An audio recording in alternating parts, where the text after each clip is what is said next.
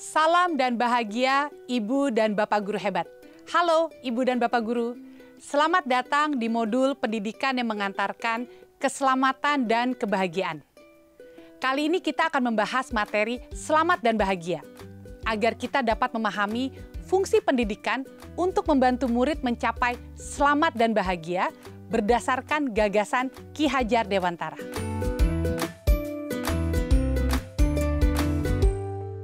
Setiap hari, Ibu Ani selalu mengajar dengan penuh semangat di depan murid-muridnya.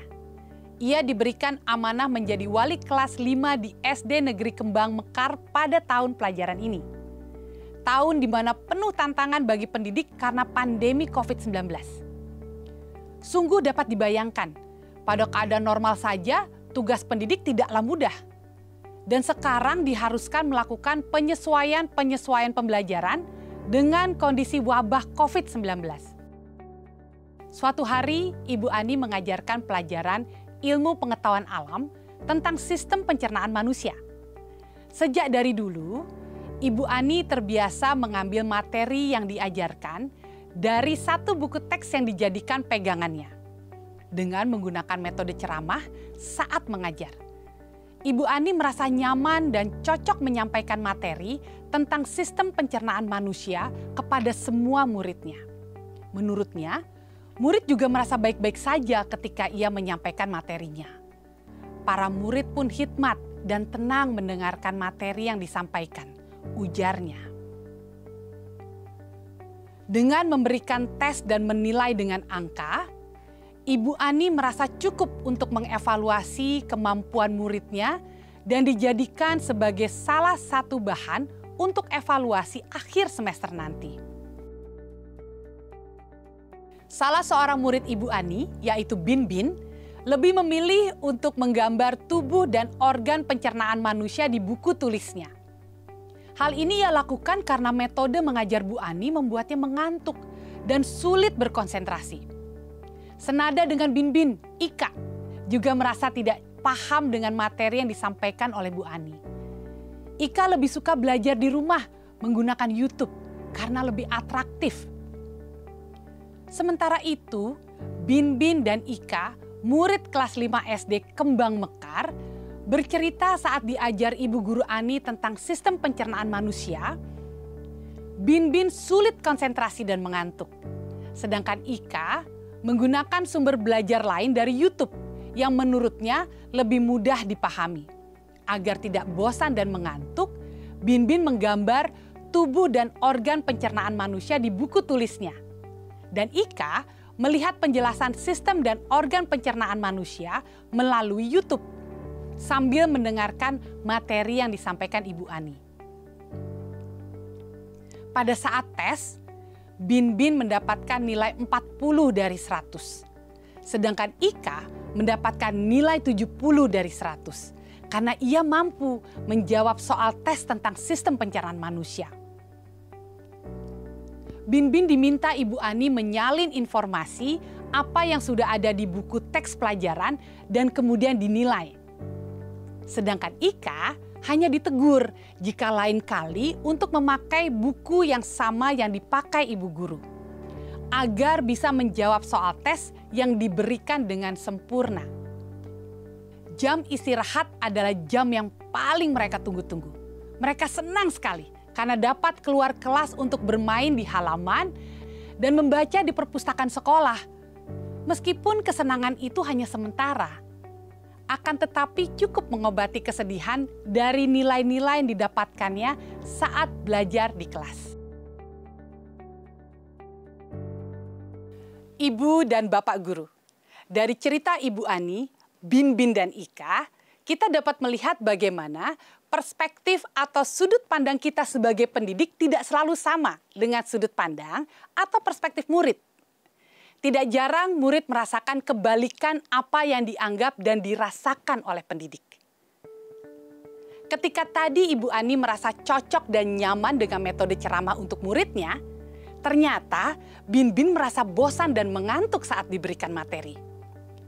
Demikian pun Ika, ia lebih memilih belajar dari sumber belajar lain, YouTube, yang berisikan materi yang sama dan menurutnya menarik.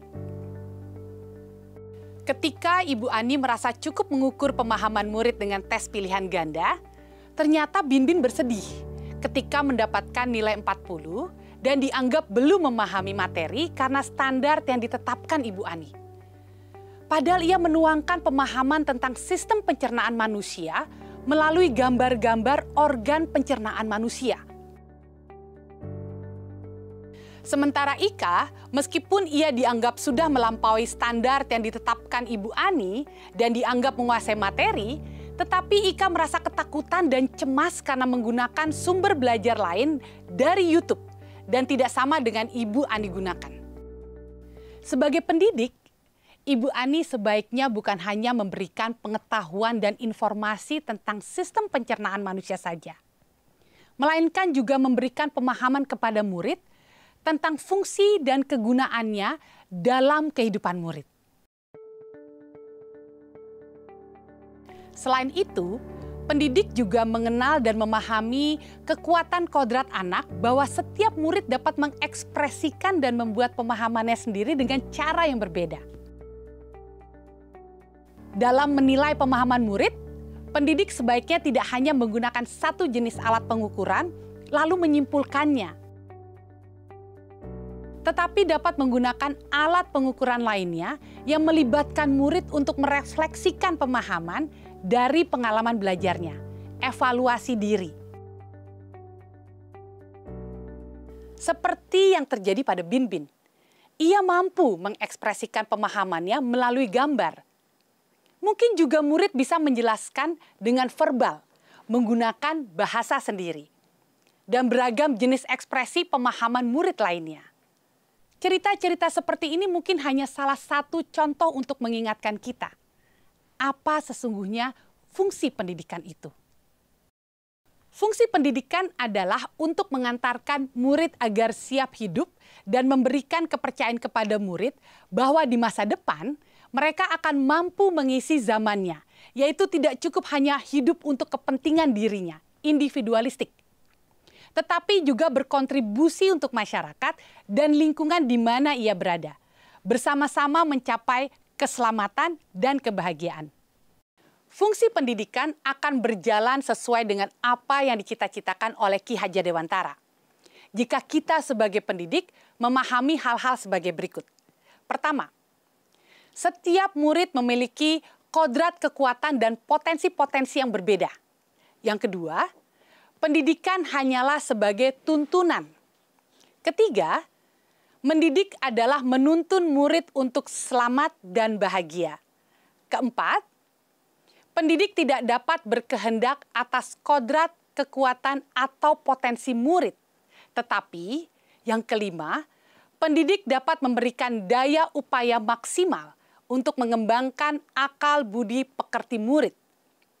Dan yang keenam, pendidik membantu mengantarkan murid untuk merdeka atas dirinya sendiri untuk kehidupan dan penghidupannya, memelihara dan menjaga bangsa dan alamnya. Kemerdekaan murid dalam belajar merupakan kunci untuk mencapai tujuan pendidikan yang mengantarkan keselamatan dan kebahagiaan. Jika untuk dirinya sendiri ia tidak bisa mencapai selamat dan bahagia, bagaimana mungkin ia akan memelihara dan menjaga dirinya, keluarganya, masyarakat, bangsa, ataupun alamnya. Oleh sebab itu, kita sebagai pendidik dapat merenungkan kembali apakah praktik pembelajaran saat ini benar-benar mempersiapkan murid agar siap hidup dan mengisi zamannya? Apa yang dapat kita lakukan untuk membantu murid mencapai selamat dan bahagia, serta siap hidup dan mampu mengisi zamannya? Selamat belajar, Ibu dan Bapak guru hebat. Salam dan bahagia.